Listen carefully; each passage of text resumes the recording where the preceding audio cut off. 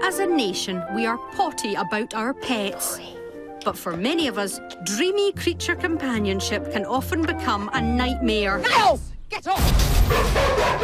It's terrorising me. Unruly pets cause £4 billion worth of damage in Great Britain each year. And bad behaviour is the #1 reason we rehome our animals. No, no!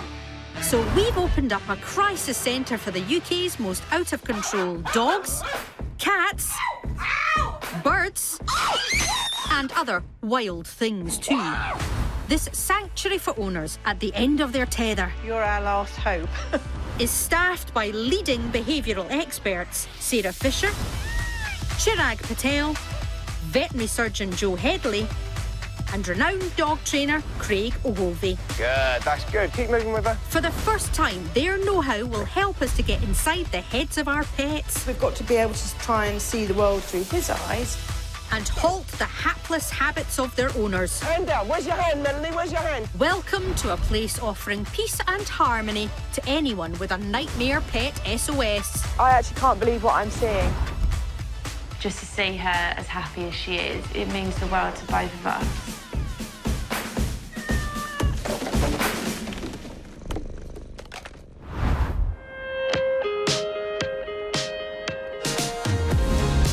Nestled in the Sussex countryside is our unruly animal oasis. Good, lovely, let him bite it. Super.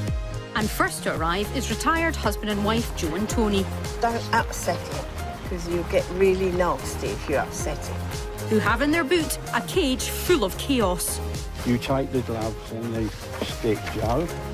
They're here to meet vet Joe and behaviourist Chirag and are desperate to find a solution to their pet-based predicament. Nice to meet you, Joe and Tony. You're our last hope. Oh, no, so how can we help you? Our animal is dangerous. Oh, no, OK. He's very aggressive, particularly to me. You have ended up in the A&E a couple of times. Yeah. You know, with And they've serious told bites. me, Yeah. don't come anymore, get rid of him. Wow. Yeah. Just to give you an idea, this is what we use to get Oh, wow. hold and get control of him. This little stick we have to use. What have you guys actually brought with you today? Who's in here? We'll show you now. Hi, Archie. Now, this is Archie. Oh, wow. Archie is a 17-year-old African grey parrot. He's a nightmare. Your worst nightmare. Naughty boy! You can't handle him, and he bites, and I mean bite. If he gets a chance, he'll take your fingers off. Where is he? Oh, God, no. Oh! I don't trust him at all. Got the pole to keep him at a distance, but he seems to be attacking the pole now. That is naughty. Naughty boy. He's terrorising me. It can't continue. I'm desperate to sort it out. Yeah, good boy. Good boy. Josephine, he's bitten you so badly you've had to go to hospital before. Yes, yes. He took the skin off my finger and literally peeled it off. Oh, grief. Archie's issue isn't unusual. There are 700,000 pet birds in the UK, and giving their owners a little nip is top of the list of behavioural problems. And parrots can mean business with their bites. Those big old beaks of theirs are strong enough to crack a walnut. But like all animal aggression, there's a reason behind it. Has he ever had any medical problems? He's had a broken leg OK. in 2011. But from that point on, because Joe looked after him, fed him, hand-fed him, and looked after his recuperation... He blames me. He blames He her. hates me. Josephine's done all of these really kind things for him, but sadly, at the time, he was in pain. Yeah. So Yes. he's developed this negative association. He hasn't forgotten. Yeah. I feel I've failed with him. I do feel I've failed with him, you know. This just shows how hard it is to keep parrots as pets. They live up to 70 years. Sadly, most pet parrots don't live past the age of about 15. Wow. The good news is we can change this. Really? Yeah, we can change this. What about the stick? No, you can leave them there for a moment. We won't need them in our training. Wow. I'm going to give you other ways to handle him. Oh, right.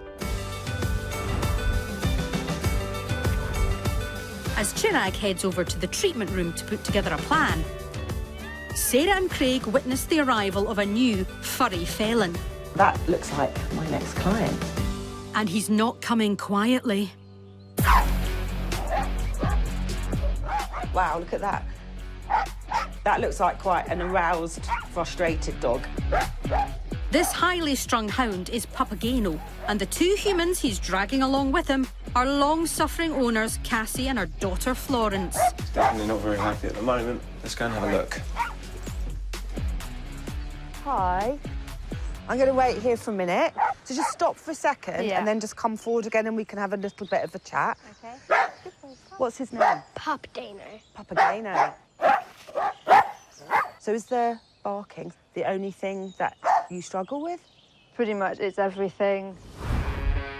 Our dog is called Papageno. He is 2 years old. The problem we have with him is that he is scared of the outside world. When we go out on walks, we have to avoid other people and dogs because he's nervous of them. Because when he was a puppy, he had to have an eye operation. We carried him everywhere, and once we put him on the ground, it was like there was this big bad world just out to get him. I didn't like him being, like, upset. We're just desperate for help, aren't we? To get him sorted so we can all be happy. We're going to go up to the field, and if you come with me as well, but at a distance that's OK for Papageno. OK, come this way. Sarah believes that poor old Papageno is showing signs of frustration and anxiety, an issue that affects around a third of dogs. People can end up with a panicky pooch if they don't socialise them as puppies, introducing them to new people and experiences in their first 3 months. Because of an eye operation, Papageno missed out on this stage, so he sees everything new as scary. Just as he starts to spin or bark, and you're just going to start stroking the lead. Dogs can't learn if they're in a state of panic, so to calm Papageno down, Sarah introduces a relaxation technique, lead stroking. Relax, Cassie, as well. I know I tense up because I'm looking out and I know I am. Keep stroking it. And just breathe. Great. Great. Good. Just that quiet vibration, either stroking down or stroking towards you, is absolutely crucial. OK. Because what we want Papageno to do is start feeling rather than just seeing or just hearing. And what we look for is a smiley lead, which means that the lead's doing that in a loop. And when we've got a smiley lead, we get a smiley dog as well. Once Papageno is relaxed, Sarah will be able to continue his training.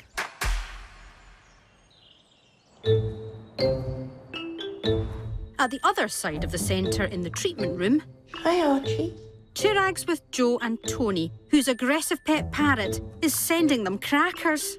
So how do you feel when you put the food in? Very nervous, because normally I would be worried whether he was going to bite me. Archie attacks Joe because there's been a breakdown in the relationship. To overcome this, the first step in Chirag's plan is building mutual trust. That's one of his favourite treats. OK. He's going to do this with hand feeding, which is a great way with any pet to create positive associations. So if I do offer him a piece of food and he can see this, he has a choice to come forward and say, yes, please, or stay back and say, no, thank you. What this is doing is building up a conversation with him. And it's not a verbal conversation, it's using our behaviour. He's learning to say, no, thank you, without biting. Right. And so I can hold out the biscuit. See, he's come forward, his beak comes forward, he comes through the bars, I let him have the biscuit. My fingers never go inside. I'm surprised his technique from you. With me, he hasn't got a relationship. No. So maybe because he hasn't had the negative stuff happen, he came and took it straight away, OK? Can't believe he's done that. Would you like a go?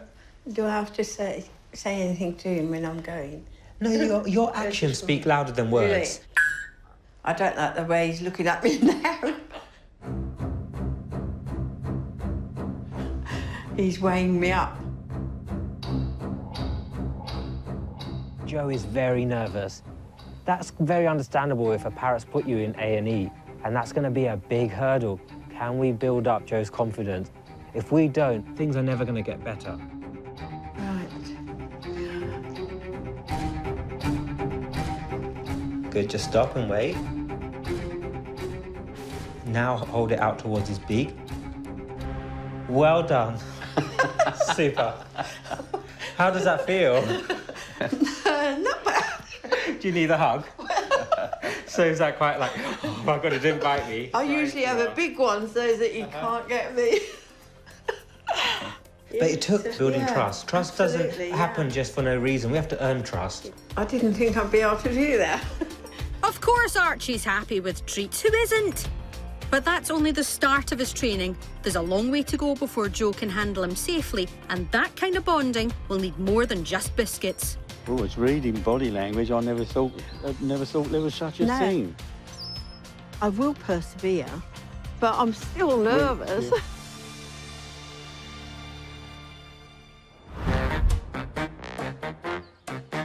Next up, wanting help with her nightmare pet, is new mum Hannah and her cat Rupert, hoping Sarah and Chirag can relieve a problem that's dampening their relationship. So Rupert's got an awful antisocial habit. It's got worse over the last 9 months since we had our baby, and it's ruining furnishings and clothes, and it's costing me a small fortune. So what is he doing? He is peeing absolutely everywhere. Rupert's inappropriate peeing all over the house has been the bane of our lives. Rupert, not on the bath mat. No, no. It started in the bedroom, on the bed. What are you doing? Now anything is game. The baby's toys, God forbid the baby. We can quite clearly see he's about to urinate on something. He will do this great little shuffle dance, and if you're not quick enough, he'll pee everywhere, like he did the other day when I was in the shower all over my pyjamas. No, Rupert, you're not allowed to pee on the tea towel. We just feel totally trapped in this whole situation. It's heartbreaking to see him doing that. It's soul-destroying for me, and I just want somebody to make him better. How often does he do this? It would be every day if I allowed him to. If it's any consolation, I had a cat that peed in our toaster. Oh, that must have made for nice-smelling toast. Just after the baby had arrived. Oh, really? Oh, wow. There are 8 million pet cats in the UK, and toilet troubles are top of the list of behavioural problems. What are you doing? The underlying issue could be health-related, territorial, stress, or even down to their environment. It's such a concern that, according to a recent study, it's the #1 reason our mouse-chasing mates get rehomed. Hopefully Rupert will be spared that fate. His toileting habits, does he poo everywhere? Will he poo just in a litter tray, or is there anything? Well, we've had a couple of instances. One of the best ones when I was laying in bed reading my book one evening, and my husband said, "What is that next to your head?"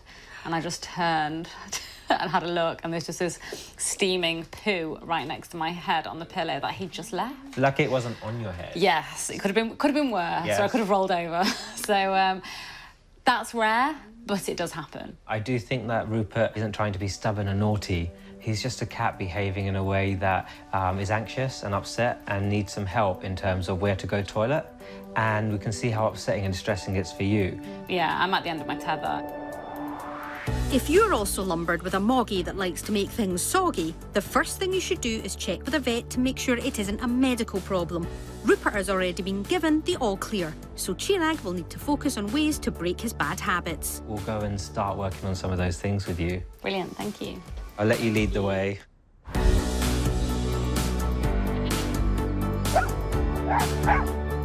Back in the training field, Sarah continues to work with Papageno, who could be described as a handful if you have hands the size of wheelbarrows. After perfecting lead stroking, Sarah moves on to the next stage of her plan, introducing new experiences. Set out a little course, we call it a confidence course, with lots of different textures and sights and smells as well. So just start bringing him down over the poles and let him see if he can find the food for himself. If your dog is fearful, using treats will make it positive and rewarding to explore new things. Oh, that's what we want, a dog moving forward to the food. What we want to do, Florence, is get him to walk on these different things without pulling him. This is beautiful. Now, Florence, watch his posture. He's not sure, is he? He's dropping down and he doesn't quite want to tread on that. Yeah, good boy. So he's always keeping a foot safe where he was. Absolutely. Good. He might be doing well hunting out the treats. But if anyone dares move... So, yeah, walk together. He's off again. So just stroke the lead again. Well, when I moved, that upset him. OK, so he got upset again. But what we're looking for is a recovery time that's getting quicker. Over the next few weeks, Cassie and Florence will continue to introduce new and rewarding experiences for Papageno, and hopefully, with a bit of luck, he'll do the same for them. I know there's a long way to go, but I'm really looking forward to continuing at home, going on with it. I hope that he'll get better because then he can go on nice walks and not be scared of things.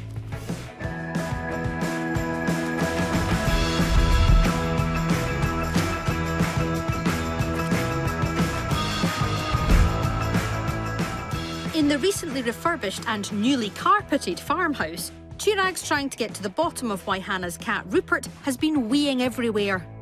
Hello, Rupert. How are you? Surely there's a better room to do it in. After assessing Rupert, Chirag suspects he may be unhappy with something in his environment. This could be the new baby in the family, or just not having the correct place to go to the toilet. So for step one, Chirag's looking at his litter tray. Now, he's walking towards some litter trays, so let's start there. I want to show you our ideal, our gold standard.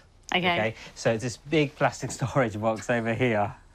OK. Wow. Now, you say, I imagine you're saying, wow, just because it's like, where would I have that in my house? OK. No, and that's something that we hear often. So I'm just going to bring this out. So what we've found is litter trays should ideally be 1.5 the length of the cat. So we want it to be long enough that the cat can kick or dig and cover their urination. OK, that makes sense. OK. So this is the litter you brought with you. Yeah. Now, cats would naturally go on soil outside. OK, so try and recreate exactly. the environment Trying to recreate the environment they might go in. So something finer recreates soil better than something that's really big. Yeah, I mean, that all makes perfect sense. It sounds like something we can get on straight away when we get home. Super. Another reason for problem peeing is lack of attention. With busy lives, and in Hannah's case a new baby, it's not easy to engage with our animals as much as we should. Chirag believes you can help this with fulfilment and focus elsewhere. So for stage 2, he wants to provide Rupert with new entertainment. Now, cats are hunters. So say I go hunting 7 times. 1 out of 7 hunts will be successful, the others will fail. So all that energy that the cats put into searching, stalking, chasing, at home, they just walk up to a bowl and help themselves. Not many people think about this, but actually, it's better not to feed your cat from a food bowl. By getting rid of the bowl, we're filling up the daily timetable with lots of activities and engaging them mentally and physically. So I've got a number of different objects here. So the first one is some cups. I see he likes drinking out of glasses, and he's got his glass there full of water. Yes. So we're going to have lots of these different cups, and we can put treats in some of these cups and not others. When he searches, he has to go looking for where the food is. Exactly, a game. Yeah. But you can see there's so many varieties and different ways to feed Rupert and engage his different senses. And it'll keep the baby entertained at the same time. Excellent, there we go. We're really, really hoping that what Chirag suggested is going to make a difference. We will have to do everything we can to implement it.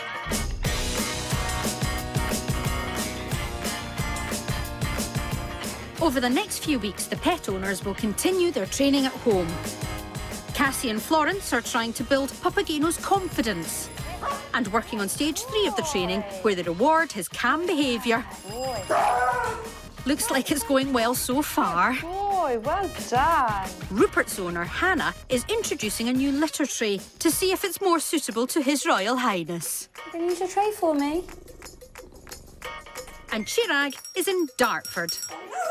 Hello, Archie. To move Joe and Tony onto the second stage of their training with feathered thug Archie, providing a stimulating environment. What have you got? Parrots are such intelligent animals and they need so much to do throughout the day. Yeah. Having all these different options for Archie means he's associating lots of positive things with you, so he has less of a reason to want to bite you. Oh, good. With that in mind, Chirag's hoping to see Joe's new zen-like calm when interacting with her parrot. And so how often do you do this?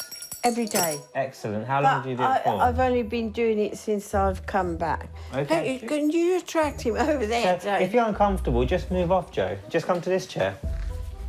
Super. Are you still afraid of Archie? Yes. Yes. Not being able to trust him is one of the things that holds everything back.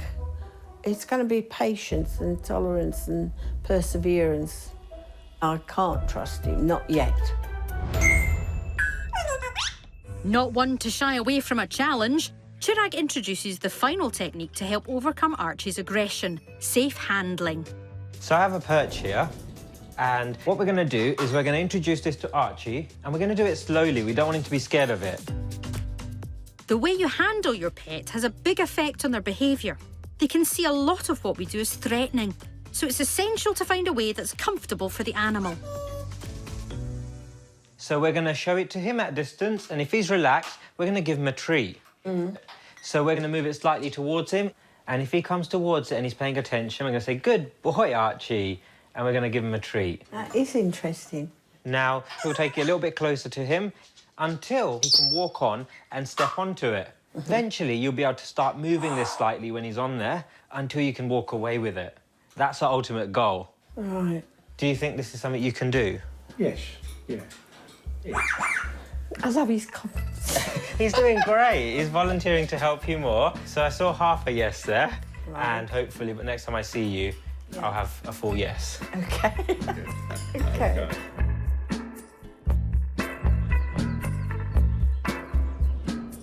Back at the centre, and after a month of challenging work, Chirag's chatting to Hannah to see if his lifestyle tinkering has put a stop to Rupert's tinkling. Hi, Hannah. Hi, Chirag, how are you? I'm great, thank you. And I see Rupert purring away. Chirag introduced two simple solutions which could also help other cats affected by this problem. Changing the litter tray.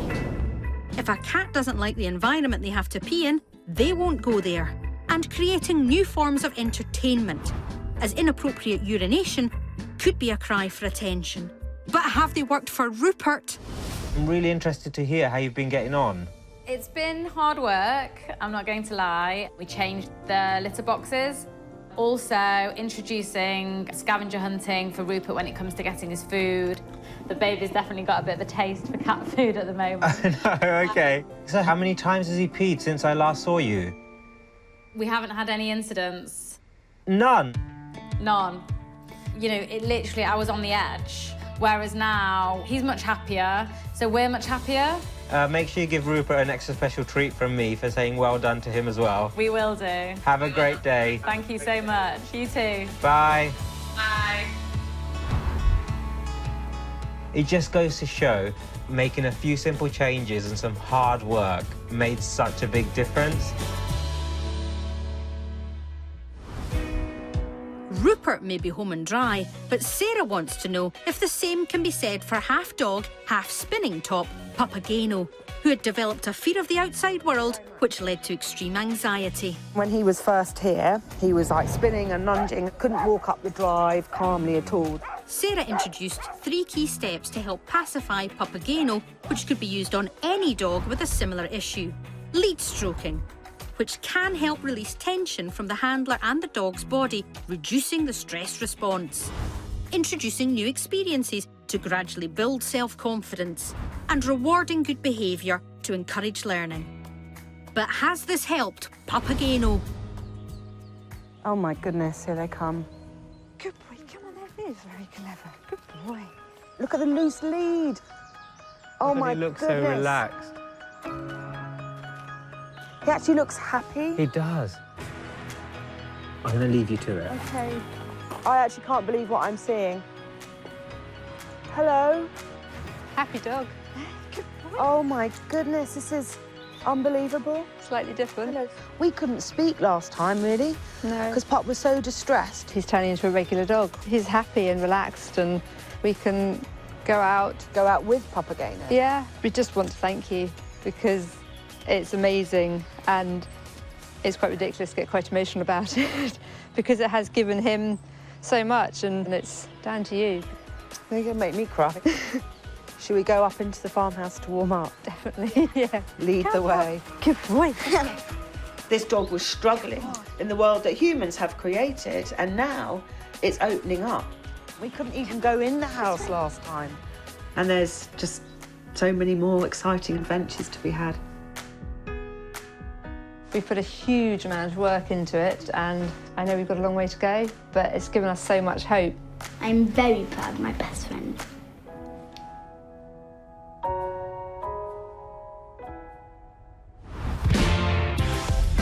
Back in Dartford, Joe and Tony have been working hard to become birds of a feather with their pet Archie for the past 4 weeks. Are you still nervous, Joe? Are you? No, no. I don't see your fingers going near him. To help Archie, Chirag has focused on 3 key areas, which may help if your pet has a similar problem. Building mutual trust, the core of every good relationship. Providing a stimulating environment, as frustration can lead to aggression.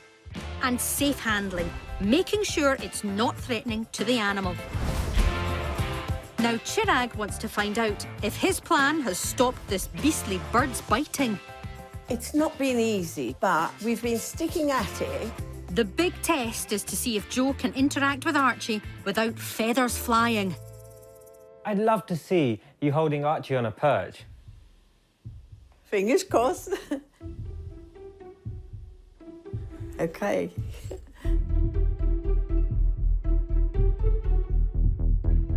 Come on, Archie. Hey? Biscuit? Come on then. Come on then, Archie. Come on, come get your biscuit. Hey? Come on. For the biscuit. Yes, we are. Come on then. Come on. Hey? Wow.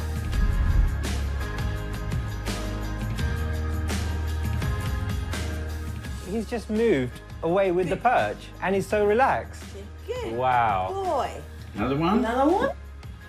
Oh, that's fantastic. This is great teamwork. I was skeptical whether we would get this far. The power of positive reinforcement, focusing on rewards, just made such a big change to that relationship. Really good, aren't you? I was so proud of you guys. This is just super. I was all for getting rid of him, I must admit. But not now. You're happy, eh? You're a happy boy. He's definitely happy. I don't think Archie holds a grudge anymore. We're definitely making friends. I think he's getting to like me. Big time.